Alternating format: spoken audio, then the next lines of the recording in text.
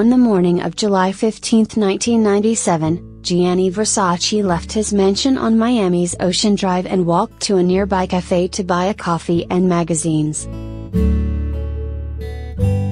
Upon returning, he climbed the marble steps in front of his house and started to unlock the front gate when a serial killer named Andrew Cunanan shot him twice in the head, execution style. Versace died immediately. Versace's murder, and the mystery surrounding the killer's motive, is the subject of the next installment in FX's anthology series, The Assassination of Gianni Versace, American Crime Story, which premieres on Wednesday. The show was filmed at the actual site of Versace's killing, Casa Casuarina, aka the Versace Mansion, the fashion designer's home from 1992 until his death. The house is now the Villa Casa Casuarina, a luxury boutique hotel with 10 suites, a handful of event spaces and a restaurant called Gianni's. The design of the villa has remained from when Gianni Versace had it as his personal home, the hotel's general manager, Chauncey Copeland, told HuffPost, noting that they had only made minor additions in the suites to give guests some of the modern conveniences people expect at a hotel. The history of the hotel is a major draw for guests. Some guests are really Versace files wearing Versace head to toe. Copeland said, adding that notable visitors have included a man who knew Versace and stayed at his house in the 90s, and a famous football player who was enamored with Versace and drove a car designed by Versace. For most who stay at the Villa Casa Casuarina, it's an opportunity to experience the place where Versace lived. But it's also a chance to visit the place where he died. Indeed, hundreds of people stop by daily to take photos outside the gates and sometimes place flowers on the infamous front steps. For many tourists, famous death sites are major attractions. When Whitney Houston died at the Beverly Hilton in 2012, fans flocked to the hotel in search of a room. The hotel rooms where Janis Joplin and Graham Parsons died still draw tourists from around the world. While it might seem morbid to some, it's a dream vacation for others. Scott Michaels is someone who's drawn to these types of spots. Michaels is the owner of Dearly Departed Tours, a Los Angeles-based company that offers tours focused on Hollywood's most notorious deaths and scandals. He previously ran a similar company called Graveline Tours, which carted tourists around LA in Cadillac hearses. In 1996, he left the company to live in England with his then-boyfriend, Irish comedian and TV personality Graham Norton, before returning to LA in 2002. Michaels is also the creator of findadeath.com, a website he started in 1999 to document the stories of notable deaths, beginning with Princess Diana's. I've always gravitated toward the things that most people have aversions to, Michaels told HuffPost. He said he became desensitized to morbid realities growing up in Detroit, where he lived near a common car crash site and also knew a few people that had been murdered. Michaels is clearly not alone in his interests. findadeath.com's forum has more than 10,000 registered users. Dearly Departed Tours, which now boasts 7 employees, offers one daily 15-person tour on weekdays and 5 to 7 tours on Saturdays and Sundays.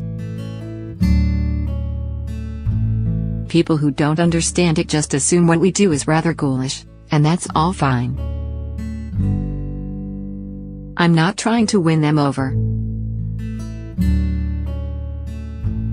The main tour, called the Tragical History Tour, covers about 70 different locations across 25 miles.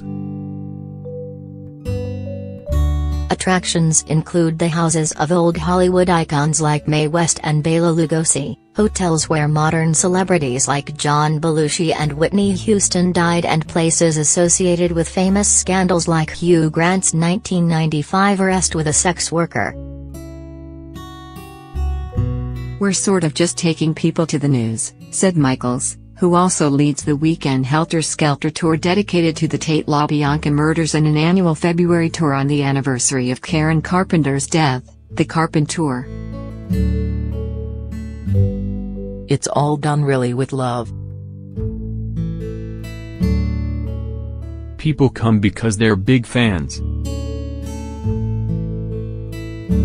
We'll go for a cheap joke, but we do love these people, Michaels explained. People who don't understand it just assume what we do is rather ghoulish, and that's all fine. I'm not trying to win them over. In addition to the tours, Dearly Departed also has an artifacts museum with items such as Mae West's dentures, a tile from the pool where Brian Jones drowned, a piece of fireplace from Sharon Tate's house and the car Jane Mansfield was killed in. It's all part of the phenomenon some people call dark tourism or necrotourism. Dearly Departed Tours attracts a mostly American, British and Australian demographic. I would say it's mostly women between 30 and 50 and gay men, said Michaels. Of course, there are exceptions. I've had 80th birthday parties. Teenagers who are terminally ill and people who've come back from cancer or have cancer and only have a few months to live, they've taken my tour. It's interesting, I've found that people who've had experiences with death don't mind this stuff. It's the people who are freaked out by it that do. Michaels believes the fascination with famous people's deaths and the locations where they died is part of the general interest in their lives and careers. These people were celebrities, and it's just another facet of their life, he said.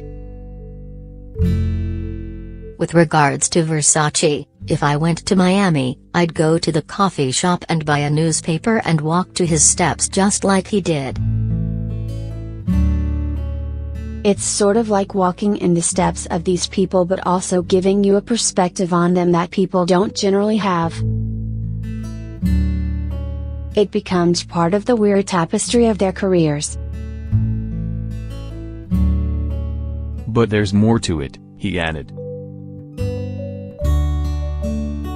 People feel like they have an emotional connection to these people, they're celebrities, said Michaels. I've stayed in room 105 at Highland Gardens Hotel where Janis Joplin died.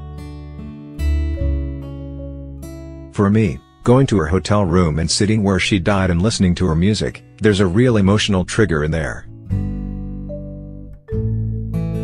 That's one of the things I like. I live across the street from Paramount Studios, and sometimes I'll take my portable DVD player and watch Sunset Boulevard standing right where it happened, said Michaels. It's a matter of immersing yourself into these locations in a weird way. These things have something you've always read about or have seen on television, but seeing them in real life, you get to become part of the story in a weird way. Michaels has visited the Chateau Marmont bungalow where John Belushi died and stayed in the room at the Cecil Hotel that housed Elisa Lam, the Canadian student who was found dead in the hotel's water tower in 2013. There's certainly a haunting feeling in those places, Michaels said, adding that he's never had any supernatural experiences in hotel rooms where people have died. You're there kind of just taking it in. The case of Lamb's hotel room represents another facet of so-called dark tourism, in which people visit places where non-celebrities have died or suffered. This can include one-off crime scenes and sites of massacres, wars and genocides. Psychologists have multiple explanations for the fascination with celebrity deaths and famous death sites. One motivation is to get a sort of intimate feeling of being close to the place where this person was, probably at the rawest edges of experience. Catherine Ramsland, a professor of forensic psychology at DeSales University, told HuffPost. The sense is that something lingers there, not necessarily a ghost, but some aura of the person is imprinted in the space. So if you go there to imbibe that, it's because you're trying to get this really intimate sense of a person that you admire and appreciate or want to be close with.